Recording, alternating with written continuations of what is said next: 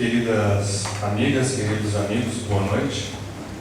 Como é de hábito no sábado à noite, fazemos uma exposição de tema livre e hoje o tema é mediunidade e evolução. A mediunidade, em definição simplória, é a capacidade de comunicação com os espíritos. O médium, então, é aquele que intermedia, que tem essa faculdade, essa possibilidade de comunicação com os espíritos. E a faculdade mediúnica, ela é atributo do espírito. Então nós podemos ter médiums encarnados e desencarnados. Da mesma forma que os espíritos que se comunicam podem estar reencarnados ou desencarnados.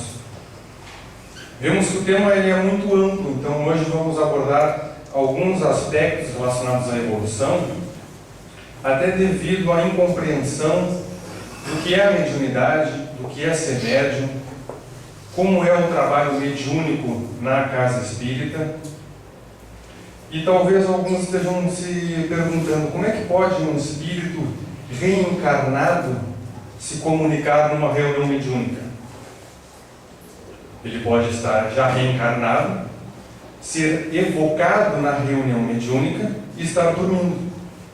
E naquele momento, então, ele que está reencarnado e está dormindo, se desloca ao chamado naquela reunião mediúnica. Por isso, esse é um dos motivos porque não evocamos espíritos nas reuniões mediúnicas na atualidade. Será que esse espírito está reencarnado? Será que ele está desencarnado? Em que condição que ele se encontra? Da mesma forma, eu disse que um espírito desencarnado pode ser médium. Quando que isso ocorre? Quando, por exemplo, um desencarnado, ainda espírito inferior, se encontra no plano espiritual e um espírito superior quer se comunicar com outro espírito. Mas aquele espírito necessitado não encontra condições ainda de se comunicar com o espírito mais evoluído e não vê aquele espírito. Então o espírito superior faz uso daquele espírito menos evoluído, o médium no caso, para se comunicar. Isso tudo para esclarecer que a mediunidade ela é faculdade do espírito. E a humanidade ela se desenvolve com a mediunidade se desenvolve com a humanidade e a humanidade se desenvolve com a humanidade.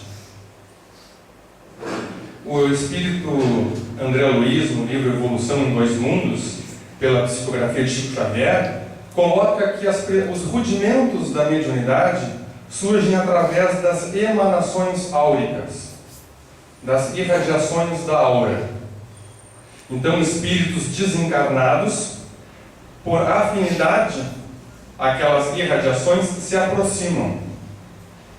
A capacidade de perceber essas irradiações não é a mediunidade em si, mas é o rudimento da mediunidade. Inclusive, a mediunidade mais comum, mais ordinária de todos nós, é a mediunidade sensitiva. Entramos num ambiente, um cômodo da nossa casa, acho que muitos já experimentaram isso, talvez, acho que acredito que todos, praticamente, entramos num cômodo e dá um arrepio, um frio que se corre pela coluna. Arrepiam os pelos. Eu acho que isso é muito comum, muitas pessoas relatam isso. Isso faz parte da mediunidade sensitiva, que tem ali então a sua manifestação mais simples, que percebe a presença do espírito. Mas, na concepção espírita, nós utilizamos o termo médium e mediunidade para os casos de comunicação ostensiva, naqueles casos onde o espírito se comunica e o médium, então, já detém recursos próprios seus, da sua evolução psíquica, para então transmitir aquela comunicação. E se todos nós, espíritos, temos essa faculdade mediúnica, por que então só uns reencarnam na condição de médiuns? Pela característica orgânica. É necessário que o corpo físico tenha suas células capazes de receber essas irradiações, esses influxos de pensamentos dos outros espíritos, e seja capaz também, então, de, vamos dizer, decodificar aquela mensagem, aquela percepção, seja visual, auditiva, olfativa. E essa característica orgânica, ela se transmite geneticamente. Então nós vemos, muito comum que nós vejamos filhos de médiuns, avós que eram médiuns, e aí então os filhos médiuns e os netos médiuns, e assim progredindo.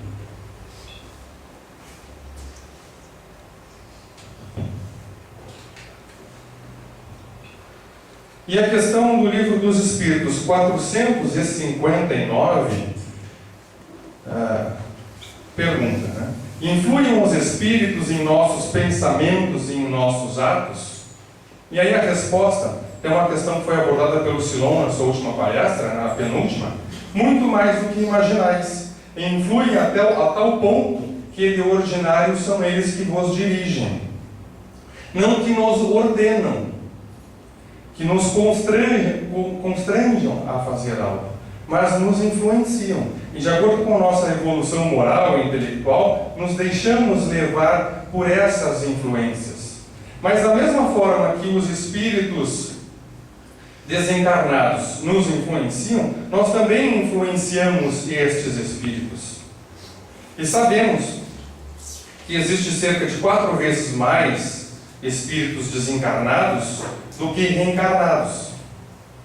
Esses 4 vezes a mais, esperando a reencarnação. E todos nós vivemos cercados de espíritos. Vejamos nós, em geral. Temos o nosso espírito, o anjo da guarda, o nosso mentor, já é um que nos acompanha. Temos um espírito protetor, que é muito comum. Pode até ser também um espírito familiar, aí já pode crescer para 3. E tem os espíritos obsessores. Então, com quantos espíritos, no mínimo, mantemos relação? Mantemos uma interação mental? Pelo menos 2, 3. Um é certo que mantemos. E como somos espíritos ainda inferiores, é normal que tenhamos pelo menos um obsessor no momento. E também aqueles espíritos que nos acompanham. Eventualmente, por exemplo, vamos na casa espírita, então um espírito se aproxima de nós, ele é induzido a outro espírito a nos acompanhar e vem usufruir desse momento de troca de esclarecimento, de conhecimento, de orientação, de consolo, de assistência, inclusive médica, num nível espiritual. Mas por muitos séculos, a mediunidade ela foi exercida como o mediunismo. Que mediunismo é a utilização da faculdade mediúnica sem um conhecimento adequado. Moisés mesmo no Antigo Testamento proibia a comunicação com os mortos. Isso porque os hebreus, quando escravizados pelos egípcios, adquiriram o hábito da comunicação com os mortos. Isso se tornou muito vulgar. Então Moisés proibiu no Antigo Testamento. E algumas religiões condenam o espiritismo pela comunicação com os espíritos, mas dizendo que só deve ser seguido aquilo que está na Bíblia, e dizendo que aqueles que escreveram a Bíblia foram inspirados diretamente por Deus. Mas se alguém foi inspirado por algum outro espírito que vinha falar em nome de Deus, é porque ele é médium. Então há uma grande incoerência. Condenar os médiuns se foram aqueles homens inspirados que escreveram a Bíblia. E tudo seguiu sem muita ordem, sem muito estudo. Até que em 1848, na aldeia de Hinesville, nos Estados Unidos, 2 irmãs, a Margaret e Catherine Fox, começaram a participar de fenômenos mediúnicos, onde havia comunicação dos espíritos através de pancadas na parede de madeira. Elas começaram a se intrigar com aquele fenômeno. Chegou um momento que elas começaram a fazer perguntas. Alguém aí? Responda sim com uma pancada, não com 2. E esse fenômeno se estendeu pelos Estados Unidos e pela Europa, até que começou a se desenvolver um grande número de material, de relatos a respeito da mediunidade, dos fenômenos mediúnicos. Começou-se então a estudar a fenomenologia. Isso ainda em 1848. Até que então, em 1854, Kardec teve o primeiro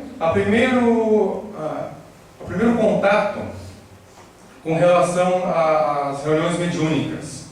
Então aqui nós temos aqui no livro, o livro Obras Póstumas, né, escrito por Kardec, este trecho, inclusive, né, relatando a primeira iniciação dele no Espiritismo. Ele coloca aqui em 1854, pela primeira vez ouviu falar das mesas girantes. Ele encontrou o senhor Fortier, que foi relatar para ele isso, dizendo: olha que interessante, tem as mesas que levitam, que elas giram, que elas dançam.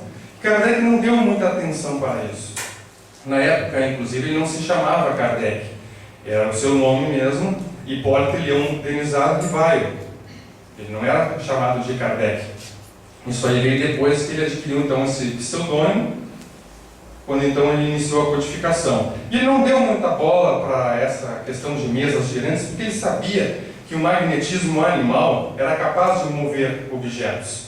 Então se passou mais um ano até que Kardec de novo fosse se interessar pelo assunto, quando então o amigo dele, Carlotti, que ele respeitava muito pela postura, pela lisura, pela responsabilidade, lhe falou que haviam comunicações inteligentes lá e convidou ele para presenciar essas reuniões.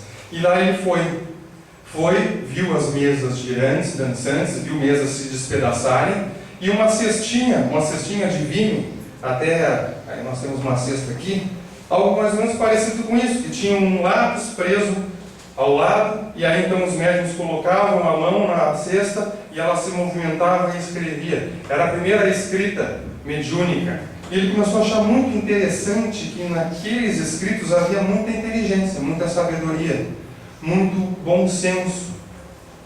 E começou então a estudar o Espiritismo, fazendo um trabalho muito sério, exaustivo, até que então em 1857 publicou a primeira edição de O Livro dos Espíritos. Todo ele com questões feitas para os espíritos e respondido pelos espíritos. Cerca de mais de 1000 médiuns e espíritos trabalharam nesse livro. Aí então em 1860 Kardec lança a Revista Espírita, que continuou sendo publicada até o ano de sua morte. Nessa Revista Espírita, os espíritos vinham contar os relatos do que acontecia no mundo espiritual. Começa então a se desvelar a realidade espiritual, o que acontece com um suicida, o que acontece com um homicida, quais as consequências, princípios da lei de ação e reação. E aí então, colhendo esse material da Revista Espírita, Kardec desenvolveu as outras obras básicas. Nessa Revista Espírita também tinham orientações para o trabalho mediúnico. Então, surgiu a partir da Revista Espírita a segunda parte do Livro dos Espíritos, que é composto de 4 partes. Essa parte então, a segunda, que é do mundo espírita ou do mundo dos espíritos, vem trazer conhecimentos específicos dos espíritos. E em 1860 então é lançada a segunda edição do Livro dos Espíritos como nós conhecemos. Em 1861 é lançado o Livro dos Médiuns. Muito importante, porque primeiro foi editado um livro para nos trazer um conhecimento geral da realidade espiritual. Posteriormente vem um livro tratando da fenomenologia e dos aspectos intelectuais e morais fundamentais para o trabalho mediúnico. Em 1864, aí é lançado a imitação do Evangelho segundo o Espiritismo, que tem o seu nome substituído por Evangelho segundo o Espiritismo, que nem nós conhecemos. Em 1865, O Céu e o Inferno, quando é lançada a segunda edição. E em 1868, a Gênese. Nós vemos como as obras básicas foram muito bem planejadas pelo plano espiritual, porque todas as obras, as 4 obras posteriores ao livro dos Espíritos, são a continuação desse livro. Por exemplo, o livro dos médiuns, um segundo título que ele tem é Livro dos Médiuns, ou Espiritismo Experimental, ou Guia dos Evocadores, Ensino Especial dos Espíritos, constituindo o segmento do Livro dos Espíritos. É um livro para ser utilizado por qualquer médium de qualquer religião. Ali os conhecimentos que são transmitidos não dizem respeito somente ao trabalho mediúnico na sociedade espírita, mas o trabalho mediúnico em qualquer instituição. O livro O Evangelho segundo o Espiritismo, ele é uma continuação da terceira parte do Livro dos Espíritos, das Leis Morais. O Céu e o Inferno, ele vem da quarta parte, que é das Esperanças e Consolações, e a Gênese vem da primeira parte do Livro dos Espíritos.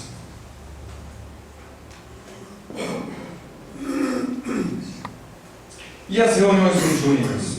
Aqui nós temos uma foto aqui, do primeiro grupo do EPM, que é o Estudo e Prática da Mediunidade, aqui na Paulo de Tarso. Então nós temos ali o Silon, que era coordenador, eu trabalhava como facilitador com o Paulo, nós temos colegas que estão sentados aqui, e o interessante da foto que foi colocada, não é para registrar nada de histórico, mas porque na foto nós vemos que na sociedade espírita, todos nós uma hora nos sentamos como alunos e outra hora como facilitadores. O estudo é contínuo, nunca para. E em qualquer lugar que estejamos, estamos sempre aprendendo, buscando corresponder às orientações dos Espíritos. No Livro dos Médiuns, capítulo 3, item 18, a orientação de que a primeira condição para o exercício mediúnico é dispor-se a um estudo sério e persuadir-se de que ele não pode, como nenhuma outra ciência, ser aprendido a brincar.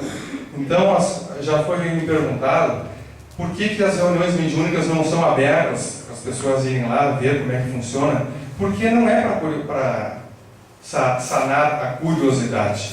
Lá é um trabalho muito sério, muito responsável.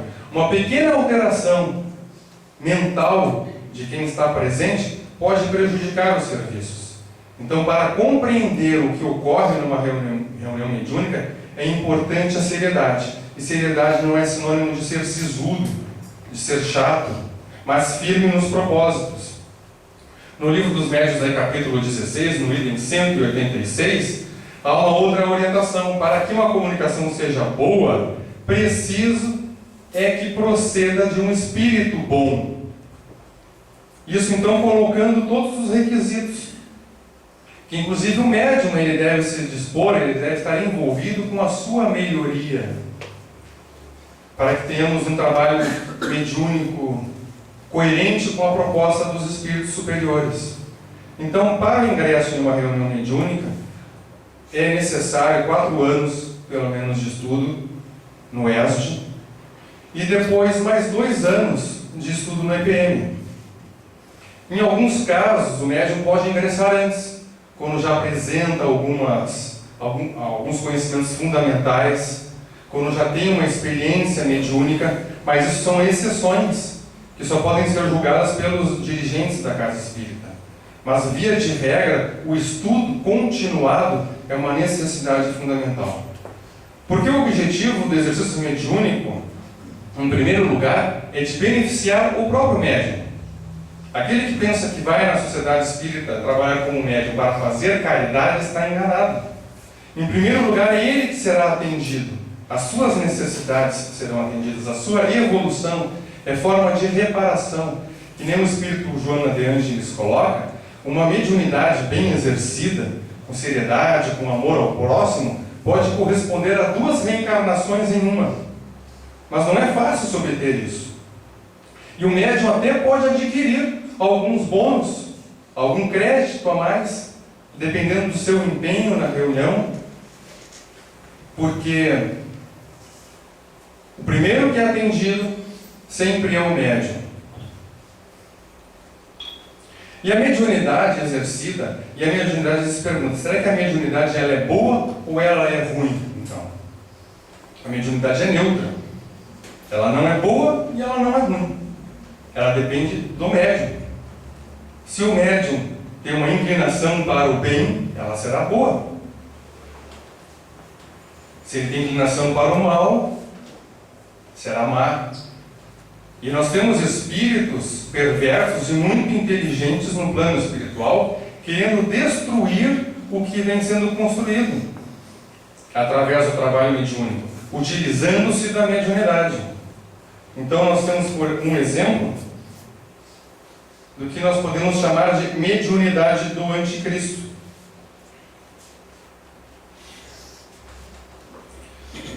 O Espírito Emmanuel, em O Consolador, coloca que podemos simbolizar como anticristo o conjunto das forças que operam contra o Evangelho.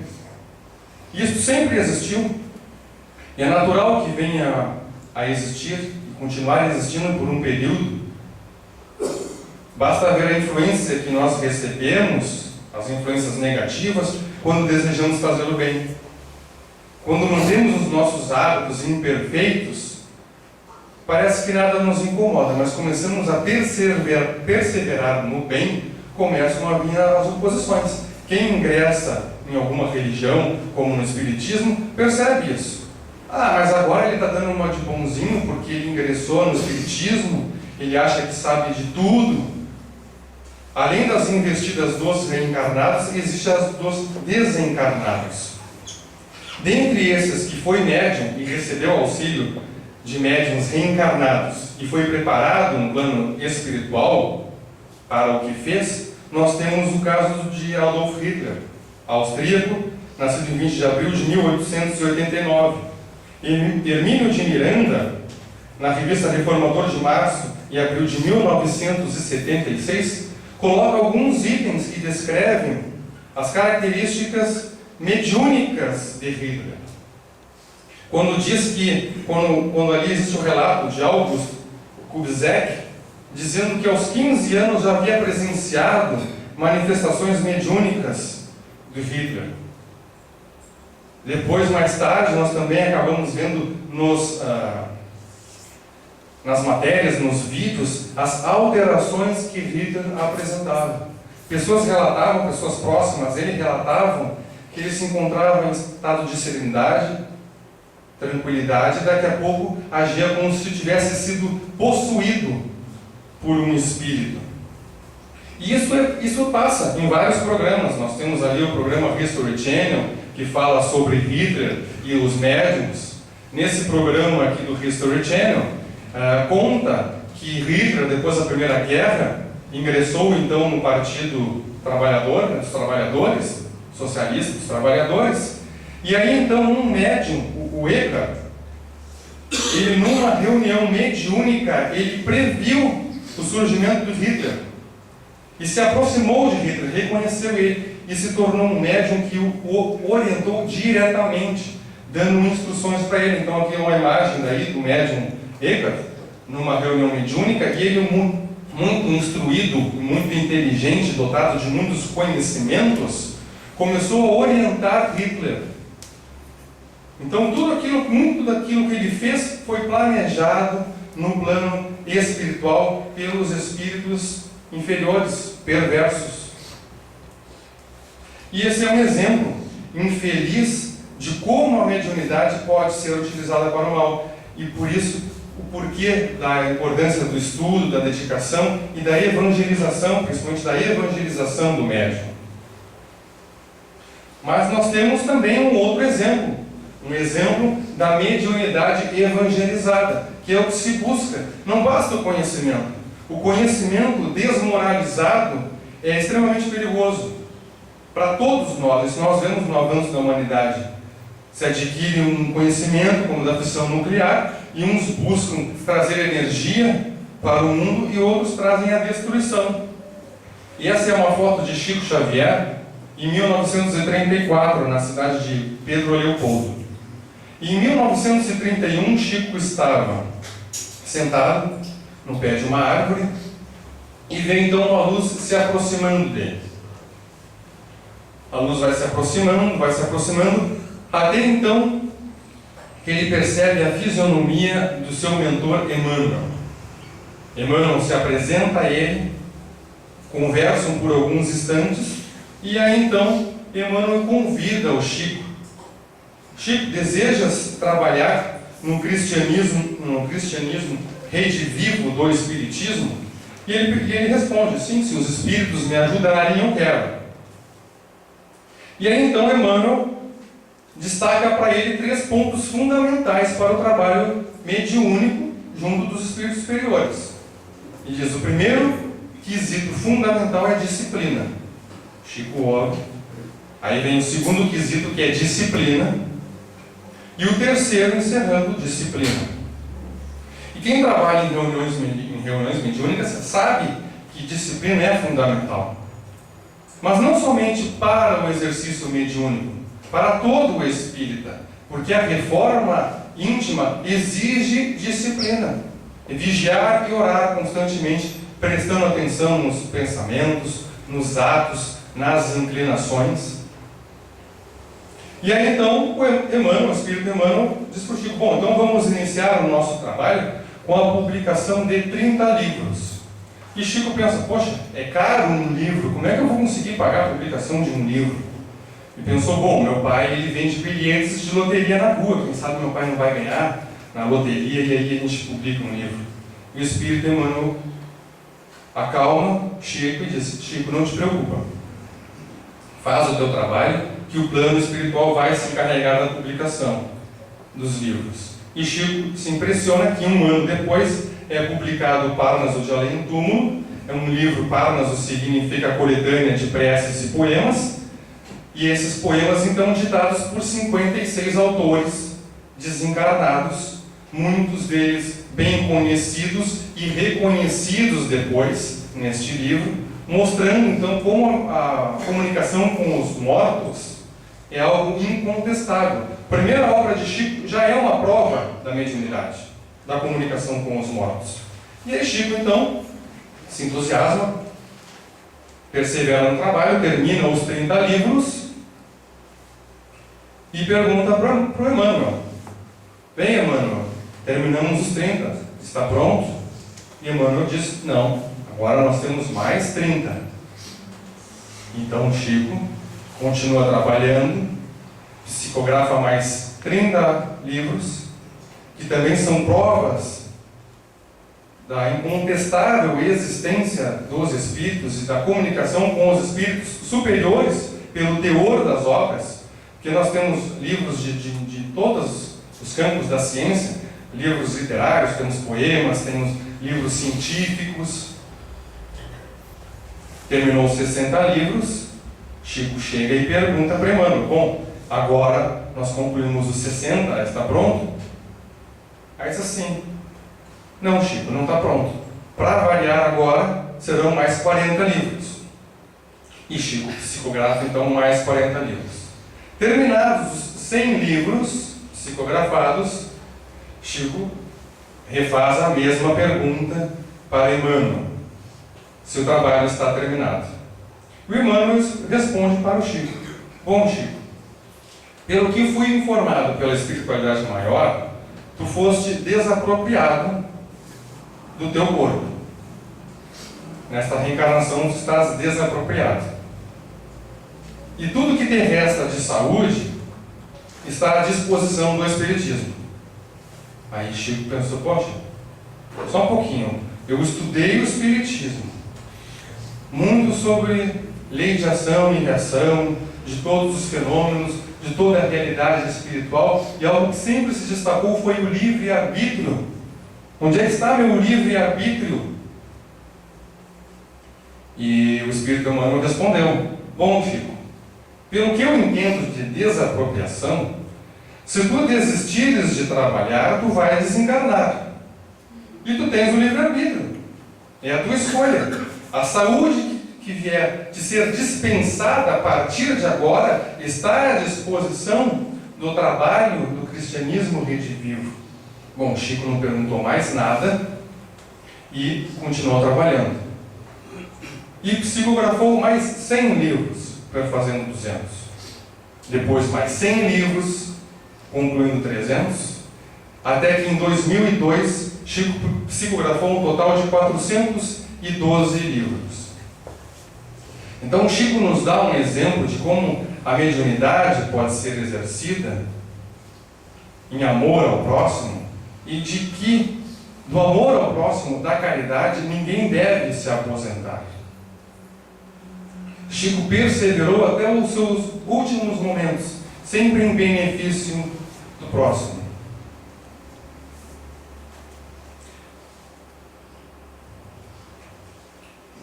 E aí, em termos de evolução da mediunidade, podemos falar da mediunidade de Jesus, porque a mediunidade ela faz parte do psiquismo. Todos os espíritos possuem essa faculdade em desenvolvimento. E no livro A Gênese, capítulo 15, Os Milagres do Evangelho, número 2, nós temos uma questão que os espíritos desenvolvem e respondem. Agiria como médium nas curas que operava, no caso de Jesus, poder-se-á considerá-lo poderoso médium curador? Porque Jesus a todo instante operava milagres, entre aspas. Os seus feitos eram considerados feitos de um médium. Porque nós, quando exercemos algum efeito curador, na imposição das mãos, estamos frequentemente agindo com auxílio de espíritos superiores. Na casa espírita é assim que ocorre, durante o passe isolado, por exemplo. Os espíritos se utilizam dos recursos materiais, do magnetismo animal daquele médium e transmitem aqueles recursos ampliados a quem necessita.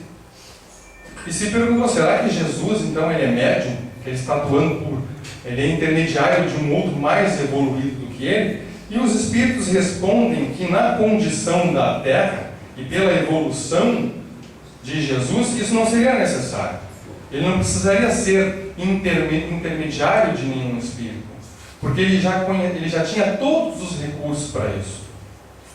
Os milagres que nós conhecemos de Jesus, que no Espiritismo são ditos não milagres, porque todos eles se explicam, e um dia todos nós seremos possíveis de executá-los, se devem à evolução de Jesus. Então o Espírito, de uma forma simplificada, encerra dizendo que se nós quisermos considerar Jesus um médium, devemos considerar que ele então é o médium de Deus, pelas suas obras, pelos seus feitos, um representante direto de Deus. O que mais podemos imaginar de Deus dentro de nossa capacidade está nos exemplos de Jesus, mesmo sabendo que os atributos de Deus para nós ainda são incompreensíveis na extensão. Mas a mediunidade, ela não é o único recurso nosso de evolução. O Espírito Joana de Ângeles diz que podemos evoluir 2 reencarnações, mas todos nós, quando reencarnamos, recebemos as condições ideais, as propícias à nossa evolução. A mediunidade não é o único recurso de evolução, é um recurso a mais. Aquele que não veio dotado das condições para o exercício mediúnico nesta reencarnação é porque tem outros afazeres muito importantes e que condizem com as reais necessidades evolutivas. Um dos primeiros locais onde nós somos missionários é na família. Os Espíritos esclarecem que aquele que é pai e que é mãe pode se considerar um verdadeiro missionário. No nosso trabalho também, as pessoas que chegam a nós no nosso trabalho, todas elas são direcionadas para lá. Porque sabemos que tudo que ocorre conosco na reencarnação, tudo aquilo que é benefício, nos é uma concessão. E é aproximado de nós para que nós possamos reparar, desenvolver amizades, afinidades, perdoar. Então, no momento que nós vamos para o encerramento da palestra, Sabemos então que a mediunidade é um instrumento fabuloso de evolução e que o significado mais simples de médium é intermediário.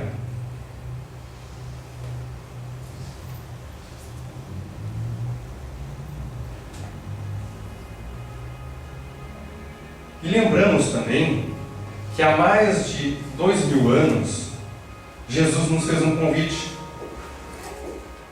Nos convidou para que todos nós fôssemos seu intermediário, através do seu pedido, da sua orientação. Amai ao próximo assim como eu os amei. Foi um pedido de Jesus, que toca a todos nós, a todos os dias, que nos faz pensar a respeito de nós mesmos, de nossas dificuldades, de onde estamos, quais os nossos propósitos, por que desejamos certos recursos, certos meios.